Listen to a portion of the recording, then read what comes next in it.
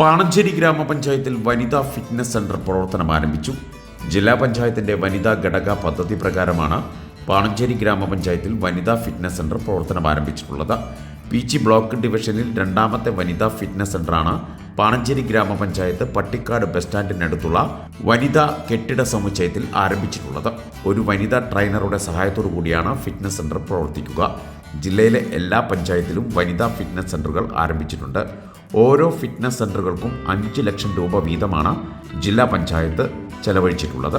ജില്ലാ പഞ്ചായത്ത് ക്ഷേമകാര്യ standing committee chairman PM Ahmed fitness സെന്ററിന്റെ ഉദ്ഘാടനം നിർവഹിച്ചു.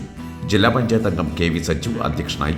ഗ്രാമപഞ്ചായത്ത് president PP Raveendran, vice president Savithri Sadanandan, standing committee ചെയർമാൻമാരായ ET ജലജൻ, സുബൈദ അബൂബക്കർ, പഞ്ചായത്ത് അംഗങ്ങളായ Annie Joy, Shailaja Vijayakumar, Reshma Sajeesh, Arifa Rafi, Swapna Radhakrishnan, Kudumbashree chairperson Usha എന്നിവർ പരിപാടിയിൽ പങ്കെടുത്ത് സംസാരിച്ചു.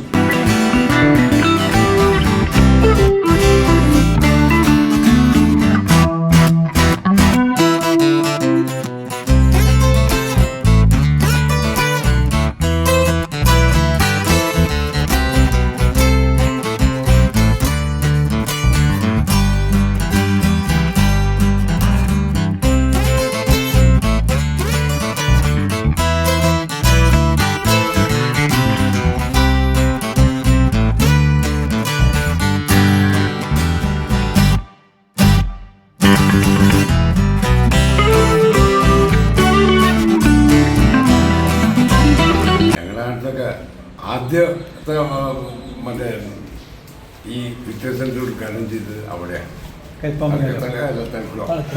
എൻ്റെ ഒരു പാത്രം കഴിഞ്ഞപ്പോഴേക്കും പഞ്ചായത്ത് വേറെ പ്രോജക്റ്റ് വെച്ച് രണ്ടാമത്തെ തുടങ്ങി.